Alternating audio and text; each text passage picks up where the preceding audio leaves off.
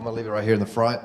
I might walk around a little bit, but if you have questions, just raise your hand. Feel free to interrupt me at any point in time. We're going to make sure this clicker's working. It is perfect. So as Manny said, my name is Juan Deshawn. I'm an Irish specialist with Quest Trust Company. So my job here is really to make sure that anyone that talks to me or my team understands what they can do within their retirement accounts, right? We talk all day about how you can invest into real estate and different private assets within their retirement accounts. But, and we'll talk a little about how we're not financial advisors, but we're here just to educate you and give you the tools we can to assist you in your businesses and your personal finances, et cetera. All right, so just out of show of hands, I talked to you two before. You guys are your first time here, so thank you for coming out. I believe you're familiar with us, right? Perfect. Is it your first time, sir? Oh, no. No? Haley, you know him? He's a regular. Perfect. How about yourself over here? It's my first. First time? How'd you hear about us? Through a friend of mine. Okay, cool. Referral. How about you guys? My parents. Your parents? Are your parents clients or yeah? Cool. I know we have people online, so if you're online as well, feel free to put in the chat box, how you heard about us. We're always looking to see, how we can get the word out there. As we're going back to in-person events, it's really imperative that we get people back in office. I think networking is a lot better in person than it can be online, but just keep doing that. So a little about ourselves for the newcomers. So who is Quest Trust Company? We're the largest self-directed IRA custodian in Texas. Right? We're not the only ones. We are the largest here in Texas. And we are, I believe, the leaders, education in regards to self-directed IRAs. We pride ourselves in that, right? So please follow us on our YouTube channels and stuff like that to see more online. We have educational topics, countless ones actually. If you see right here, these are all the classes we actually have on our website, right? So you can go on there and put 30 to 45-minute videos. You can see different topics. If you can't read that, it's special accounts for special expenses, Roth conversions, maximizing your self-employment with solo 401ks, SEP IRAs, and simple IRAs. So different topics, various topics that you can go back and watch. Events like these that happen live, you can actually go on our Facebook page and rewatch them as well. So if you missed something and want to go back and listen to what we said or can ask a question, you can go back on our Facebook Live, and we encourage you guys to share it as well. We have events, as Manny kind of touched on those, just so you guys know, our weekly webinars, Self-Directed IRA Saturdays, so we do take time on our Saturdays as well to host some webinars. We have our $1 trillion mixers, which I think are now considered socials. Yeah, right? That was, yeah, I got to update my slides. See, I've been speaking for Quest about 3.5 years, or maybe more than that, and they used to be called $1 trillion mixers, but now they're called the socials. So keep a look out there. Just go to thequesttrustcompany.com, hit the events tab, and you'll see all the ones happening on webinars and in your local Quest class, right? So a little bit of disclaimer before we go into the real topic and meat of the conversation tonight is we're not CPAs, we're not financial advisors. I can't necessarily tell you what to do with your money. My goal here is to educate you and again show you what you can do with IRAs. Right here at Quest Trust Company, we have about 30 plus CISP, Certified IRA Service Professionals, which just means we're nerds and we have read tax code and we have kind of seen what you can and cannot do with IRAs and kind of dived into that. So that way you don't have to. You don't have to read publication, and we do that, right? But always consult with your CPAs, especially when doing investments. Consult, do due diligence, make sure you are doing the deals that you want to be doing, and no one's going to run off with your money. So the biggest key question is, what is a self-directed IRA, right? We always get this question, and it's funny, sometimes I get the question on our applications that say, Juan, I'm looking for a self-directed IRA, but I have your application open, and there's not a self-directed IRA option. And the reason why is because self-directed actually doesn't exist. The term self-directed is a marketing term, right? It's actually made up. An IRA at Quest is an IRA at Fidelity, at Charles Schwab, anywhere you go. There's no difference at all. The self-directed terminology is actually used to help people differentiate between an account that you can use at, towards public markets, like stocks, bonds, and mutual funds, as opposed to an account that you can use into real estate. So really what we're changing is we're adding a little marketing term so you understand that you can self-direct, literally self-direct your account and invest it into asset types that you wish to invest into. Does that make sense? All right? See some nods? So a little bit of benefits and why you might want one. First one is diversification, right? You can diversify your portfolio. When I was going to school and college and all that, they teach you about finance. I've got a degree in finances, and all they talk about is public market and mutual funds and all that stuff, right? No one talks about the private investments. But if you have an opportunity to grab your real estate funds and invest it into private assets, I believe that's true diversification. The other one is tax savings. So of course, we're going to go through 7 different types of accounts that we have at Quest, and you'll see anywhere else. And each account has a different tax advantage. Some give you tax deductions on the front end, some give you tax-free gains on the back end, and some can even give you both. Social investing. So what we say here, social investing, is really in an investment in Wall Street. When you're investing into, let's just say Tesla, right? You're not really affecting someone's life, or maybe Elon Musk's a very small bit of it, but not too much. But when you invest into real estate, you get to put that white picket fence up. You get to, rehab a home. You get to go touch, feel, and see that property, and it's kind of socially you're giving back to your community, right? You're putting local money to work and local workers to work. And then lastly, the biggest one I think is invest in what you know best, right? So if you are here looking to invest into real estate, or you already invest into real estate, why not put those same approaches into your retirement savings? You can probably give yourself a better return on an average yearly rate if you invest in things that you are familiar with, right? I personally don't know much about the stock market. I don't follow it. I don't do any of that. But if I'm a real estate investor and I know how to flip a home and make some money, well, I might do that with my retirement capital as well. I might be able to 10x or 2x that a lot quicker than I can in the market, right? Any questions so far before I go into personal plans? Is there any way to see a chat box? Yeah. Just in case. All right. So we're going to go through 3 different categories, right? So the first category we have is in the accounts, and the best way to learn them is really the first one's personal plans. These are the most popular ones. These are the ones that everyone, 99% of people will have. If you have an IRA account, you might have one of these. The traditional IRA is a pre-tax account, the actual most common account out there, right? And the reason why is because it's the pre-tax dollar account. So if you think about how how corporate America works, you have a 401k. Right, you have a 403b, you have a TSP, one of those retirement plans, and you put money in, and so does your employer. And when that happens, you have pre-tax funds in the account, meaning you have not been taxing the money yet. They take it out of your paycheck before they take taxes out. So when you leave that job, you get stuck with that plan. And then when you now move it to an IRA because you want to do things with it personally and self-directed, that moves into a traditional IRA. A traditional IRA is a pre-tax bucket of money.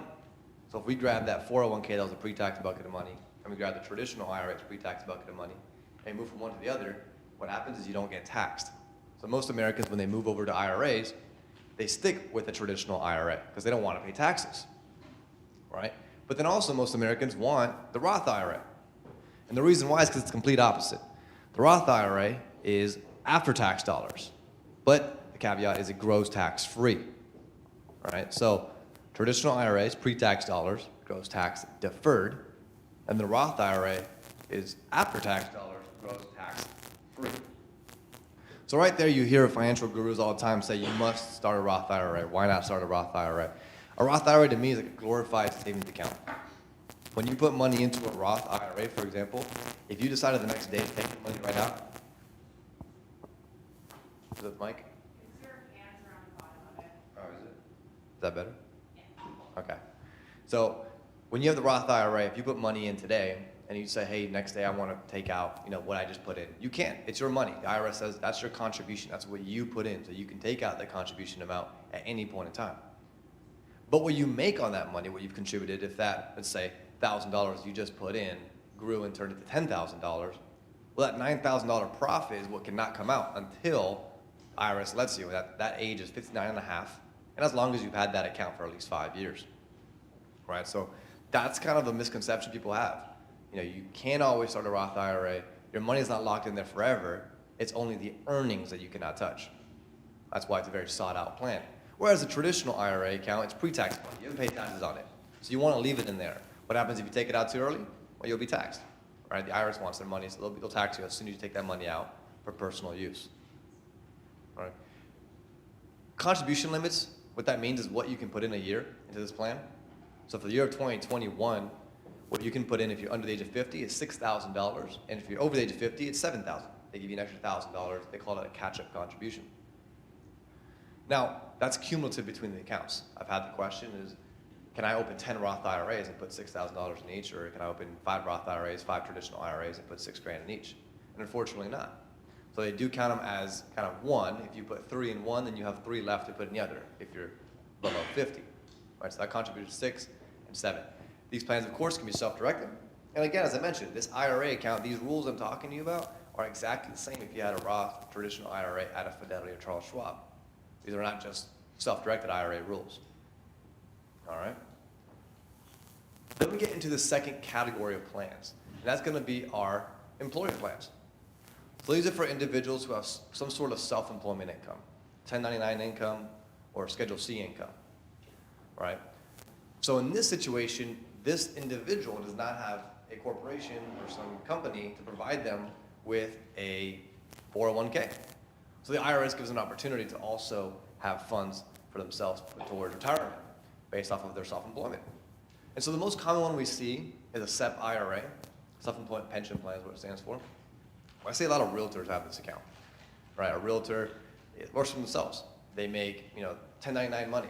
They see at the end of the year they made $100,000. What the SEP IRA allows them to do is take 20% or up to 20% of that $100,000 they made and put it towards retirement. Right, so that gives them a nice, if they made $100,000, that gives them about $20,000 they can put into a tax advantage plan. Gives them a tax deduction, and they can invest from there. And that money grows similar to a 401k and similar to a traditional, meaning it's pre-tax money. You got a deduction on the front end, so what it does is it grows tax deferred. So you will pay taxes on whatever you earn in that SEP plan eventually you take the money out. A simple IRA, the ones I see here are common between small practices or small businesses, less than 100 employees to be specific. This will require, I see these a lot like dentist offices. I have a lot of clients who are dentists and they'll open simple IRA plans. I call them like a mini 401k. It allows the employer to do one of two things. Either a matching incentive where they can say, I'm gonna put up to 3% of what you put into the plan, or I'm just gonna put a flat 2% of what I pay you into your plan for you. And that employee can also decide to put some money in from their own paychecks up to $13,500. Right, so it is a kind of a mini 401k plans. The contribution limits are a little lower, but the reason why employers like these is because the maintenance costs are a lot less than 401k plans when you have 100 or less employees. Right, so you might see those sometimes. Very less common in the self-directed space, however we do see them. And then the last one is a solo 401k. For anyone online or here in person listening and has heard the term solo 401k, heard the term QRP, this plan is very sought out.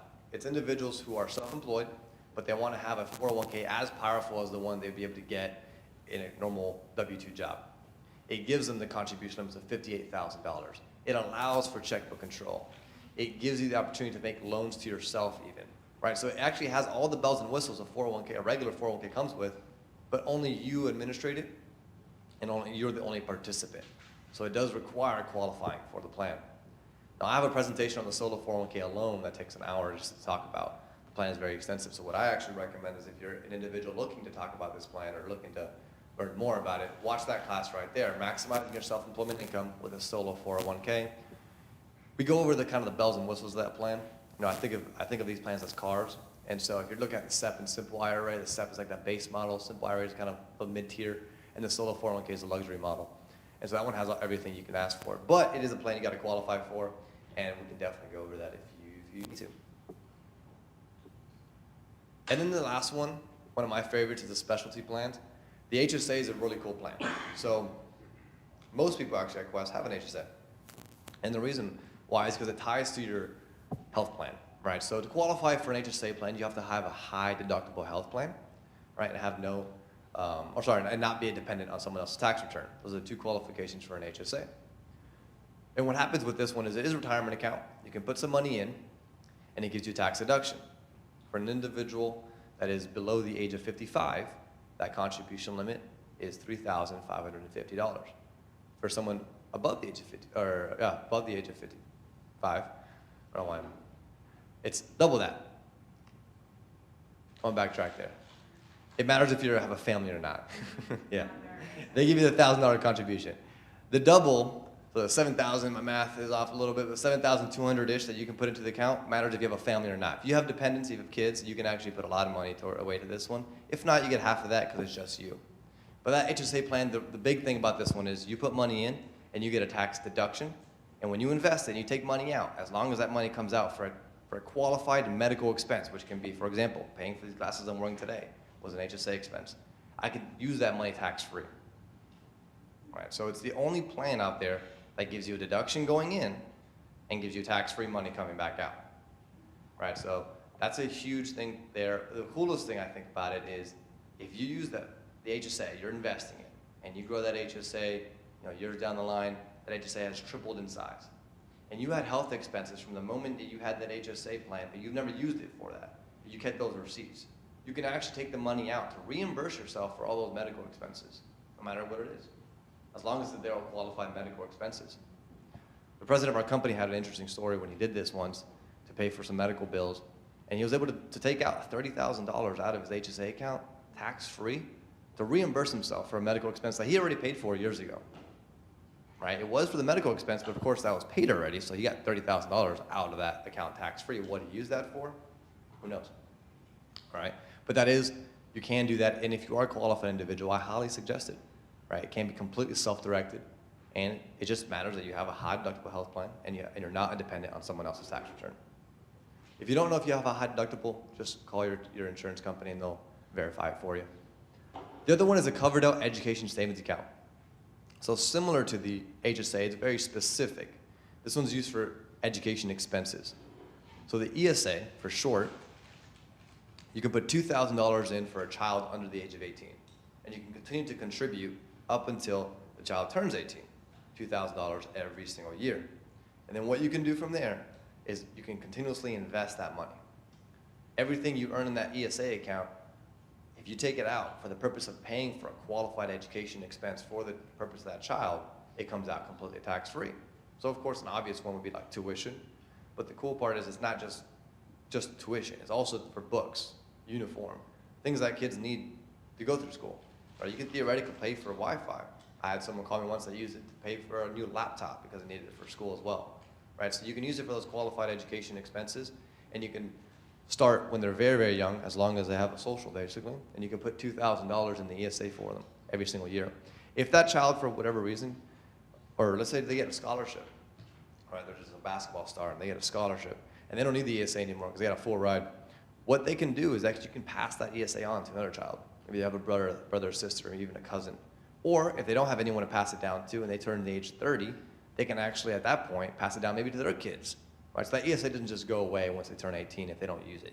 It can go somewhere to the benefit of another child. Or, worst case scenario, they just distribute the funds to themselves and it becomes income when they turn the age 30. You know, at that point, at least it's just another source of income for them. So the ESA is a very cool plan. A lot of savvy investors utilize those plans alongside their other plans, right? I know investors, or I've been in an investment, and I'll actually show an example of this later, that utilized Roth IRAs, ESAs, and HSAs all for one deal. So a lot of tax-free money was made, and of course, some of that money would be able to use for health expense and education expenses right then and there. And I'll show that example in my case study section later on in the presentation. So as I mentioned, all these can be self-directed, right? You can use these accounts together in conjunction, partner them is what we call it. So I'll give an example of that later, but what you're seeing on the slide right here is the individual vesting. You'll hear Quest clients say that. That just means the name of the accounts, the legal names. Remember, these are entities, so it's like an LLC or a trust. These can take title to properties, right? These are on contracts. And when they are, it's not you making the investment, right? So in this example, we're talking about John Smith. It's not John Smith making the investment here, it's John Smith's IRA. And that name is Quest Trust Company, FBO, which stands for the benefit of John Smith IRA 12345. Right, just as an example.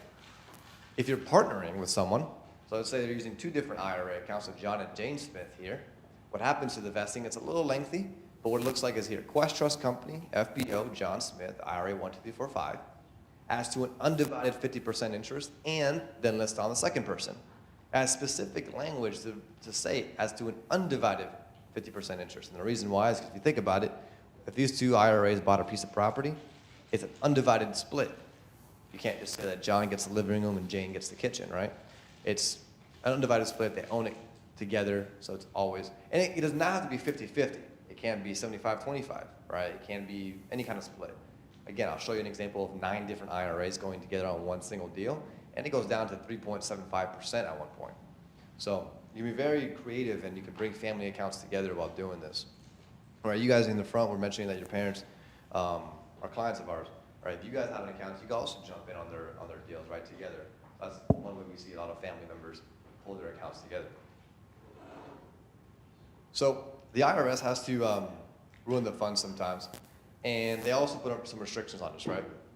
They gotta tell us what we cannot do inside of IRA accounts. That's the biggest thing. When we're dealing with self-directed IRAs, we don't, or so I'll backtrack. When we're dealing with regular IRAs, when I say that, I mean IRAs like a Fidelity, Charles Schwab, those guys. We don't really think about this stuff too often because if you're investing in the stock market, you're most likely not going to have any issues unless you own the company that's gone public and you want to invest into it, right? But most of the time, that's not the issue. When we deal with self-directed IRA investments, we're dealing with private assets that we are going to deal with local individuals. We might deal with family members, we might deal with close friends. And so we got to be aware of what we cannot do in the IRA account, because if not, the IRS can come down, call it prohibited, and your entire IRA ceases to exist from the moment you made that transaction, which could cause a lot of taxes and penalties and such. So there's 3 categories here that we're going to go through. The first one being people restrictions, transaction restrictions, and investment restrictions, right? So the people restrictions, the first person, or the terminology is disqualified person, but the first person that's disqualified is yourself, right? If you think about it, the IRS created these IRAs and all these rules to benefit you during retirement later on, right? So they've made all these rules to make sure that you don't benefit directly or indirectly from the IRA account right now without paying them taxes. So the first person is yourself, right? If you're doing a transaction, you guys are in the illustration here, if you guys are on either side of the fence, think of that line there as a fence, and there's money going to and from the IRA as a transaction, that's not allowed, right? You can't loan yourself money, you can't use your IRA to buy yourself a house. You cannot do that because at that point, the IRS would say, hey, just take the money out, we'll tax you, and you can do whatever you want with it. If you want to make it as an investment, you cannot transact it yourself. And you also can't transact with these individuals right here. Now, this is a lengthy chart, right, but it goes over the details. And I see some people squinting at it right now. But it's very easy to actually understand what this means. And so the first thing on top of there, it shows you the IRA. Then it shows you who the fiduciaries are, who has responsibility to these IRA accounts, and the IRS names them as disqualified. So I'll make it real simple for you guys. Of course, you know it's yourself first, right? Then it goes on to your spouses, right? They can't benefit from the account either. Then it goes on to your children and your children's spouses. And it goes also up to your parents and your grandparents. Those specific individuals are disqualified persons from your IRA account, right? And the reason why is because those individuals is usually how wealth is passed. But it doesn't just stop there. The whole kind of right side of this chart right here goes over the companies that those people own, control, manage, or maybe highly compensated by, maybe they may be CEO, are also disqualified from transacting with the IRA. So we get the question a lot sometimes that says, hey Juan, my son is starting a startup. I want to use my IRA capital to loan them funds so they can start it up. Well, unfortunately, you cannot. The reason why is because he's your son. And the follow-up question is, well, it's my son's company. And unfortunately, that can't happen either because it's your son's company, right? So you always want to be careful there. You don't want to transact with individuals that are those specific people, right? Yourself, spouse, kids, parents, and the spouses of your children, and also their companies. That's kind of the rule of thumb. If you stay by that rule of thumb, then you won't get into any trouble. And the big thing about Quest is we don't expect you to also memorize this. The whole point of being able to call us is anytime you make an investment, we'll let you know, right? If you can give us all the information we need, we'll let you know. That's either possible or not possible. Right, so what you cannot do as individuals are buy, sell, loan, trade, or extend a service. Right? The extension of service, I think, is that word or that phrase that the IRS put in there to be able to get you at any moment if they really, really want to dig deep and kind of audit you. And the reason why is because that's a very vague term. To give an example of what may be considered an extension of service, could be, let's say I own a rental property inside of my IRA account. Well, what if that rental property needs a repair? And I end up, I'm a handy person, so I can actually go in there and fix that myself. If I were to go in and fix that piece of the property, whatever it was and whatever it would cost, but I didn't charge my IRA account, or actually I can't charge my IRA account, I just did the work, because I can, well then the IRS could consider that an extension of my services. I extended my personal services to go in there and fix the property, and the IRS did not have to outsource it and pay someone else. So right there, the IRS can ding me for either an extension of service or contributing my time and efforts and being excess contribution. So they can get you in different locations. So you don't want to also do those small little things, right? We get that question a lot. So as long as you always have an arm's length distance between you and the IRA's assets and transactions you're doing, you'll be on the safe side. That's where that direct or indirect comes from. And then the last one is investment restrictions. What are the actual investments that you cannot invest into, right? The IRS never said you can't invest into real estate. They just don't talk about it too much. But the two things they do say you cannot invest into are life insurance contracts and collectibles, right? Collectibles, and they actually spell it out there, artworks, rugs, antiques, metals, right? And the reason why is because you can't necessarily value those things, right? If you're looking to buy art in your IRA account, I could say that piece of art's worth $20, but then you could say that piece of art's worth $1 million, right? So how do we know how much your IRA is worth? When you want to retire and you think you have a piece of art in there that's worth $1 million, how do we know that's true, right? So they don't allow you to do that for many reasons, and that's just one of them. That's all you need to know. At that point, everything else is fair game, right? As long as you're not transacting with disqualified persons, then you're in the clear. At Quest, we see 3 different examples of what people can invest in. So we actually divided our transaction department into 3 different departments to kind of handle those as well. First one being real estate. So you see a lot of single-family homes, foreclosures, commercial property, right, options. Then private entities, I think, is a very, very popular asset class. Limited liability companies, limited partnerships, joint ventures, trust.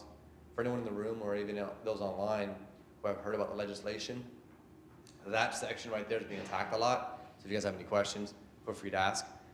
And then promissory notes. This is just loans, right? Another popular asset class. So secured and unsecured loans, shared appreciation loans. This is when you can take your IRA account and loan a certain individual money. You act as a private bank. You charge them interest. They pay your IRA. Everyone's happy, right? So these are the most common ones that we see as investment choices here at Quest. However, that's not where it stops. Right? There's definitely different people doing out there. There's people doing oil and gas deals. There's some weird transactions we've seen out there, and you can be very, very creative. Again, because one of the benefits of self-direction is just investing in what you know, right? So if your expertise into something else, something that you can invest into, then why not? All right, we've seen an individual invest into soy sauce bottles before. I don't know how that makes money, but he knew how, and he did it with his IRA. What are the steps for someone to get started? It's quite simple. The first one's obvious. The first one's set up an account. You can't do it without an account, and you need a self-directed custodian, and you need Quest. All right. The second one is fund your account. So there's 3 different methods that individuals fund their account. The 2 most common are going to be transfers and rollovers, and then we also have contributions, of course, that anyone can do.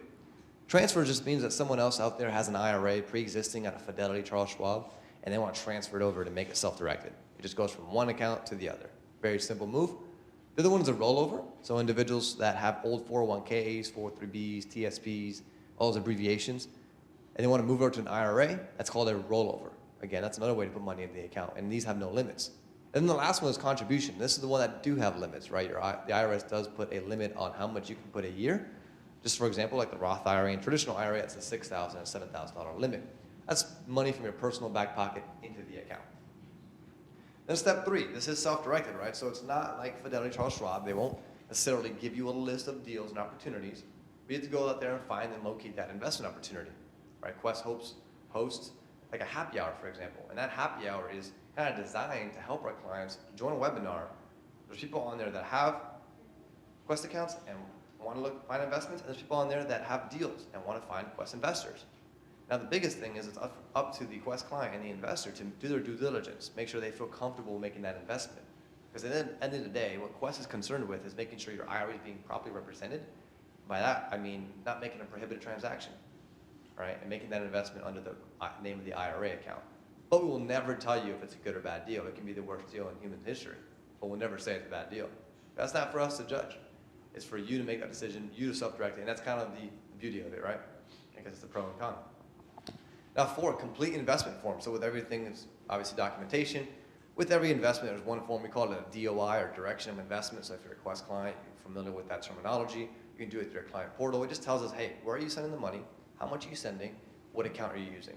And then we'll also have, of course, investment documents. With every investment document, there should be a contract. If there's not a contract, I don't know how legit your investment is. But if there's a promissory note, for example, well, there's no promissory note without the actual note. It's got to be an actual contract. And so we'll review that as well. And then step 5, Quest can review and process. Quest's review process takes about 24 to 48 hours to review, and if everything's good to go, we can fund in that 48th hour. We are a pretty quick custodian, probably the fastest out there as well when it comes to investments. We understand that with real estate investments, time is money. So, according to the case studies, any questions here in the crowd? I want to use that box. So tempting. All right. So we're going to go over a transaction of a rental property. So this is called the John and Jay case study. Everyone at Quest knows the John and Jay case study. And so right here what we have is we have John Wood and associate Jay Wright. This is a real scenario, by the way. We kind of made the numbers even, and we also changed the names, but real situation. They want to buy an office condo. It was $250,000. These individuals had a SEP IRA account, so they're self-employed individuals. They had SEP plans. That's the one where I told you if you made $100 grand, you put about 20% in, right? So now they have, they have a good amount of money in their SEP IRA plans, and they want to buy this thing together. So what they decided to do is they decided to move over $150,000 to a self-directed SEP IRA plan for the purpose of this deal. Right now, you can see, those who love math, 150 times 2 is 300 grand. They moved over a little bit more because they know they're going to buy a property. And so when you buy property in an IRA account, that comes with expenses, just how properties work. So you want to make sure you have some reserves as well to make sure to cover those expenses with IRA funds. Right, so they make an offer on the condo to purchase it for $250. And that right there in blue is kind of how it'll read on the deed, right? They actually were to purchase it. Quest Trust Company, FBO, John Wood, IRA, and Quest Trust Company, FBO, J. Wright. So they complete our direction of investment, which is that internal form. They tell our real estate team, this is what I'm looking to purchase. Our real estate team will go ahead and review the purchase contract, the warranty deed, the HUD statement, everything you got right there that you go through closing. We'll review that. And the reason why is because we're making sure that the IRA is going to be the one on the deed. The IRA is the one making the purchase. And we're also the ones that are going to move the money from point A to point B, from Quest to closing, all right? So we'll send the contract, and we also, in this situation, sent the earnest money, right? So the earnest money deposit was $10,000. In this situation, John and Jay went even 50-50 split. So they sent $5,000 each person. But if they wanted to, if it was 75-25, that could have been a different split, right? At closing, they review the documentation. Again, it's self-directed. They review their documents. They make sure they're okay with everything. And then what we do is we sign on behalf of the IRA account. Right? They give us what's called a read and approved signature, meaning they've read and approved the contract. Right? So the title company records the deed as follows, right? Quest Trust Company, FBO, John Wood, SEP IRA, 1, 2, 3, 4, 5, as to an undivided interest of 50%, and then so on and so forth with the next person. Right? But the cool thing is what happens after. So what John and Jay ended up doing here is they decided that they have full-time jobs. They don't want to necessarily be on top of this property all the time, so they have a property manager. Right, they're going to pay that property manager outside of the IRA as well. Right? Technically, the IRA is the one hiring them. So the reason why they do that is because that way the property manager can go ahead and find them a tenant, go ahead and deal with those day-to-day operations, and they don't have to worry about it necessarily. Right? And that way also they're being very, very compliant when it comes to prohibited transactions and not getting into any grayish areas by potentially extending a service. Right? So they're keeping that arm's length distance between themselves and their IRA asset. Right? So the property manager finds them a tenant. The property manager also makes sure the expenses and the rent gets handled, right? They pay the property manager then goes ahead and pays the IRA. The easy part here is because both IRA accounts are at Quest, they don't have to make 2 separate checks. They make 1 separate check, and then that gets split here internally. So they had a positive monthly cash flow of $850. So $425 went to each SEP IRA monthly, and this is going to be tax deferred, right? So they're not making tax-free profit, but they're not paying taxes on the money coming in, right? Because they will eventually when they take the money out for their own personal use. So the property manager company submits the net rent into those SEP IRA accounts, and they just track it through the client portal. They just see that money come in at every single month, right? In cases where if they had to pay expenses, that property manager would handle it, or worst case scenario, if it happens after the fact, then they can just have Quest paid. Well, 2 years later, the tenant, I believe in this situation, a tenant was like a doctor, and so they needed to kind of make some remodeling in the condo. And it turned out that it was just cheaper for them to just buy the property from them instead of completely keep renting it out. So they offered to purchase this property for $395. Remember, they purchased it for $250. So they go for it, right?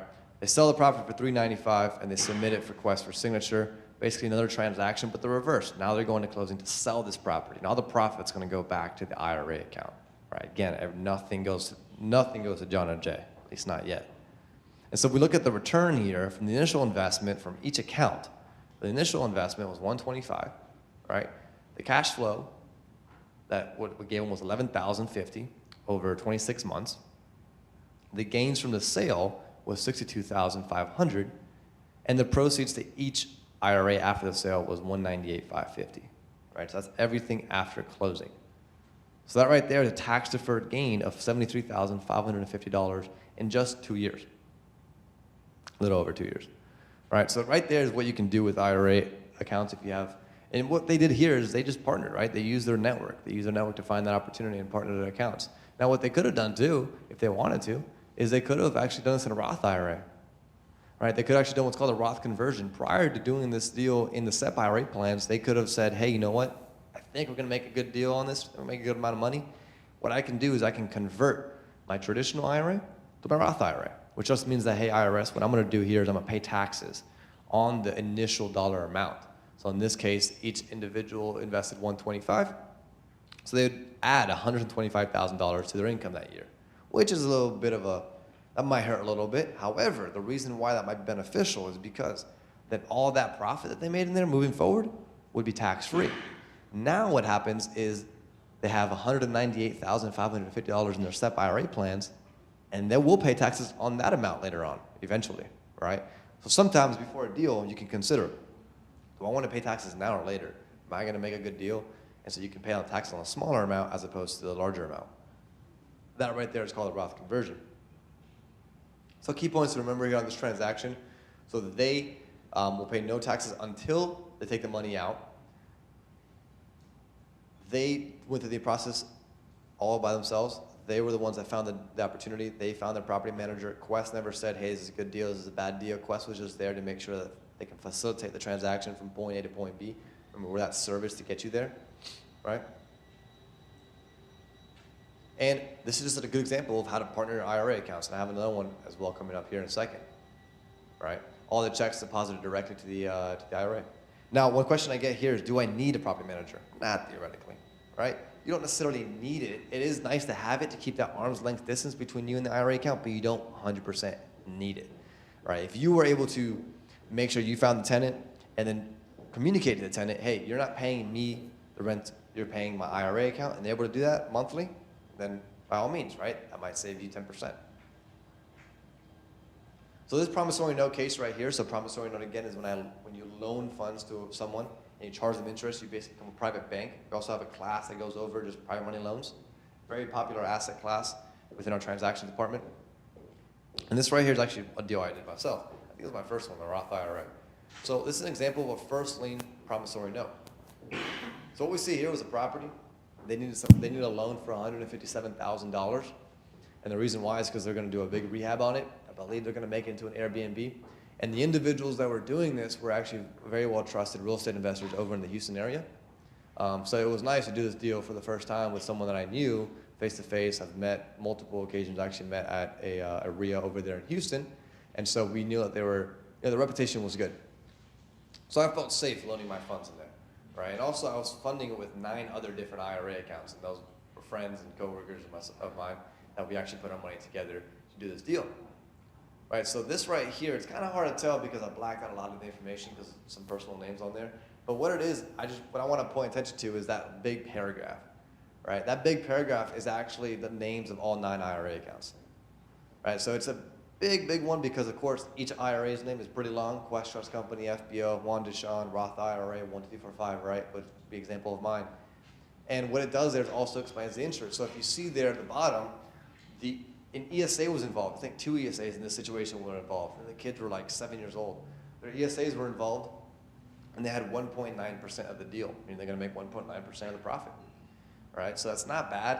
Obviously, they had no idea what's going on. The person managing is their parents, but it's kind of cool to see.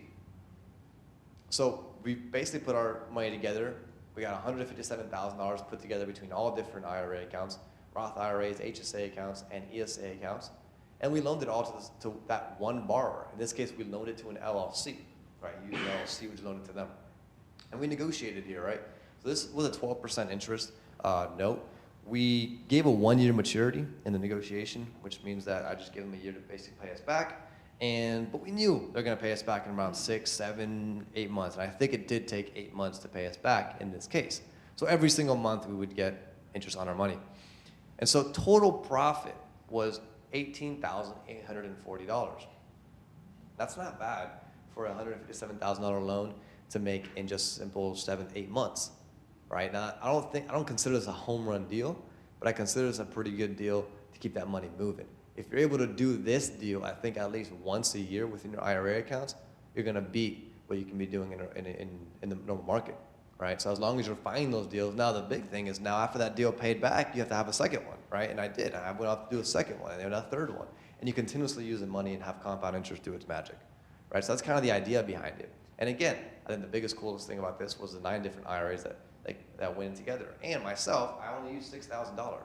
So individuals come to me and say, I only have $6,000, or I don't have an IRA, I don't know how to get started. Well, the thing is, it might be a little more difficult because you don't have too much capital, but as long as you use your network or somehow find different people to kind of do deals with, I think you can actually make a deal happen, all right? The key points, we negotiated terms, not Quest Trust Company. All lenders had to submit internal Quest paperwork, right? Again, that Quest paperwork. Every person was a Quest client in this case, and they all submitted paperwork. Quest sent one wire to the borrower, so people have concerns sometimes that 9 different IRAs, that 9 different wires, that 9 different checks coming in. No, it's one wire to the borrower. Borrower makes one payment based off of total principal value.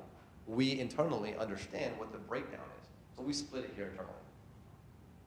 We closed at a title company, right? We use the lender's attorney, right? So one of the people involved in the promissory note, they had a contact for a lender's attorney who drafted up the promissory note. That was a move that we decided to do to make sure that we felt protected. This was a secured note, which means that if the borrower, for whatever reason, defaulted, we would have securement, or we would have a lien on that property. We can foreclose that property if we had to, all right? So we were protected in this case, so it allowed us to also sleep well at night. The note matured in 1 year. Again, you're able to negotiate that yourself. The interest payments we paid back to Quest. Quest will split them between the accounts. And of course, everything made here was tax-free profits. Those individuals in Roth IRAs would be able to touch that money completely tax-free when they turn the age of 59 and a half, or some exceptions that apply, where you can even touch that money tax-free beforehand, right? The ESAs and HSAs, those can be used right then and there. The ESAs can be used for children's expenses, qualified education expenses, and HSAs involved would be able to use them for health expenses, medical expenses, right? Like I mentioned, I've used them for the glasses I'm wearing today. I bought a lot of glasses in my HSA account. I don't know why, I have a weird, unhealthy obsession. So it's a good thing to point out how you can profit now if you're an individual that doesn't necessarily have an IRA, but you're starting your real estate career, or you just have a real estate career and you're always looking for money, right? OPI is one thing you want to consider, right? Everyone talks about hard money loans. Everyone knows they can go to a bank, but OPI is something you can maybe potentially use within your personal circle. Now again, you can't borrow money from parents, grandparents, or children if they have IRA accounts, but you can borrow money from brothers, sisters, friends, cousins, people you know from your real estate networking events. They can loan you money so you can go ahead and do deals, right? So OPI, other people's IRAs, is very, very powerful. So from a borrower's perspective, this is a chance to create a private financing source. As a lender who's done deals, if a borrower of mine pays back when he says he's going to, pays the interest he's going to, and the deal goes great, once that pays back, what I'm going to be doing next, I'm going to ask him, do you have another one? Do you have another deal, right? So if you take care of your lender on the first deal, I guarantee you they'll ask you for the second one and the third one, right? And a lot of individuals out there that have very successful real estate careers, and they did it all through private money and never use a dime of their own, right? There's trillions of dollars in retirement accounts. At Quest alone, there's over $300 million in retirement accounts sitting in cash. We manage about $2 billion or above, but in cash position, ready to invest, is about 300 plus million sitting there waiting to be invested. A little tip, our clients, when they have cash with us, they don't make any money, right? So they're itching to get it out. So if you're a borrower or looking to borrow some kind of money, definitely IRAs are one way to look at it, and I'd encourage going to our happy hours. At every gathering, there's millions of dollars available for investing, right? We've got a lot of real estate investment, real estate association kind of RIAs, what we call them, little networking events across the U.S. And in every situation when we go speak, we find individuals that have IRA accounts or have old 401ks. So in every single room, there's always millions of dollars of IRA accounts just sitting there. You don't know it. You just got to ask the question, right? If you ask an individual, loan me $100,000, they might look at you sideways and say, I don't know, I kind of need that money. But if you ask an individual, hey, do you have a 401k? Or did you have a 401k? Do you have an old one? What's it doing right now? They might not even know what's invested into right now.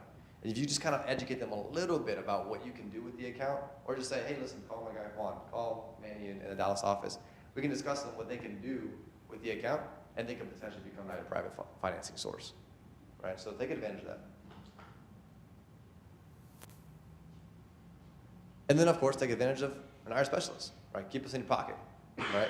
Our president, Nathan Long, he likes to say, you want to always have like your little tool belt, right? You have your attorneys, you have your CPAs, but you also want to throw in your IRA specialist.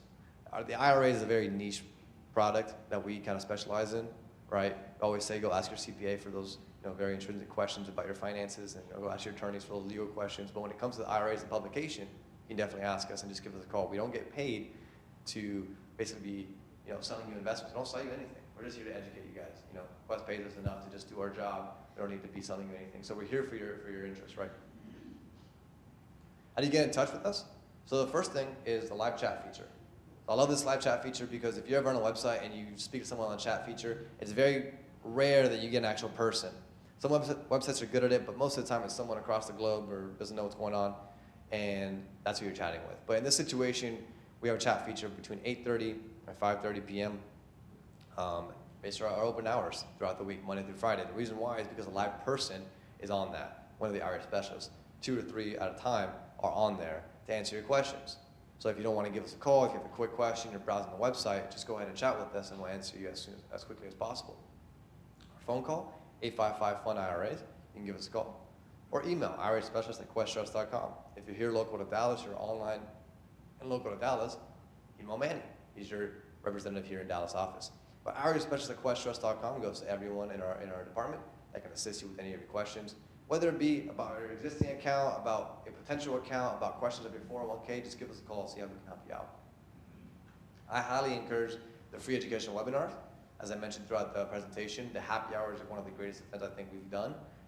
When COVID started, we had to kind of transition a little bit because obviously we couldn't do in-person events. And so how do we continue that conversation with our clients and also people looking to find clients, find investors? Well, the virtual networking happy hour. This is where we don't speak, we don't talk at all. We just make sure we MC the crowd and make sure everyone has an opportunity to go on there and speak for about a minute or less and discuss deal opportunities or what they're looking for.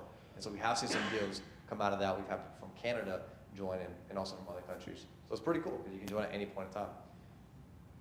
Self-Directed Salaries, SDIRA socials, and weekly live SDIRA classes. And so, Manny talked about it a little bit in the beginning. But the current week is actually National Retirement Securities Week. So what we've done is we basically just halved and cut our account opening fees in half. It's basically $50 to open the account, but that's not the cool part. The cool part is the free ticket for QuestCon Live Forecasting 2022. We used to have a big event. I think it'll come up soon, but the big event was Quest Expo. This was a big event that we had in Dallas and in Houston twice. It was a big trade show. About 300 or 700 people came to that event, and it was about 2.5 days. But obviously, COVID shut that down, so we had to transition again. And we did it online, which I think actually helps a lot of people because now you can join from anywhere. You can wear your pajamas all day, and you can join. It's a long event that we do, and all of our events are free except for very, very few, right? And this is one of them, right? We do charge tickets. Haley, I'm going to let you talk a little about it because I want you guys to know about the benefits. If you just go either by opening an account or by simply just buying a ticket and the recording of this, how to benefit you. You want to come here and talk about it? Oh, yeah. Oh, there you go, dude. Yeah. We'll throw a box. Opportunity. And she dropped it. Terrible throw. It was always throw. I mean, I'm throwing like. We don't rehearse this, you guys. I'm throwing like the Stros today. I'm a Stros fan. I'm very angry about it. Yeah, guys, these are. Hopefully, once we get a bunch of people back in our office, we'll really be able to throw it all at each other. But yeah, so QuestCon Live Forecasting 2022. This thing has turned up really loud. This is going to be a full 2-day online conference. Like Juan was mentioning, it has basically replaced our expo, which was a really big 700 to 800 person event that we would host prior to 2020. So we should be bringing that one back in 2022. But basically with QuestCon, it's 2 days. It is December 3rd and 4th, completely online. We have about 20 different guest speakers. The past 2 weeks of my life have been curating the entire lineup and lineup of speakers for this event. So I can tell you guys personally, it's going to be a very good event. Tickets right now are $50, but if you open up an account, we'll give you, I think we've got some feedback. We'll give you a free ticket if you open up an account. Or if you're not quite ready to open up an account just yet, reach out to Manny, schedule a consultation. He does actually have a promo code that you guys can use that may or may not give you a free ticket if you're nice to him. I will leave it at that. So if you guys want to go to QuestCon, just talk to Manny. He can definitely hook you up with that. Is it just IRAs or is it Oh, it's all sorts of topics. So it's forecasting 2022. So the entire first day is basically going to be touching base on where the market is at today, what were our biggest wins and losses of this year, and what has kind of led up to the point of why real estate is how it is right now. And then the second day will really be diving deep into forecasting 2022, some legislation changes. That's a really big topic in our industry right now. And we're actually going to have about 4 different panels that dive deep into the different investment types that you can hold not only with an IRA, but with your own personal funds as well. So notes, private placements, real estate, assisted senior living, all of those fun types of topics, self-storage. We're basically going to be covering all of that in those 2 days, and should be fun. Yeah. I think that's all I got. And there's all the info on the slide for you. Yeah. Yeah. So if you're online, what you can do is you can just scan the QR. I think I'll turn my mic off and use this little box. Yeah. You can just scan the QR code if you're online. If you're interested, there's a little bit of information. Take a picture of that, or just visit questioncompany.com. Really simple there, and we can get you set up. And again, Manny may or may not give you a free ticket if you just holler. Only if you're nice. Only if you're nice. That's my contact information as well. Juan Deshawn, juan.deshawn@questtrust.com. If you have any questions, thank you guys for tuning in. Those online, have a good night. Everyone in person, if you guys have any questions, we'll take questions. If not, have a good. Thank you for coming. And this is the quest call. I'll just leave this up right now for you guys. Thanks, guys. One question?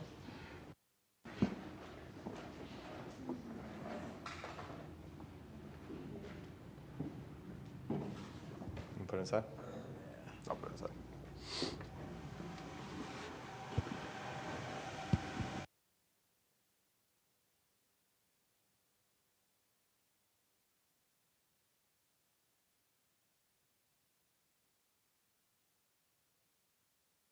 Record.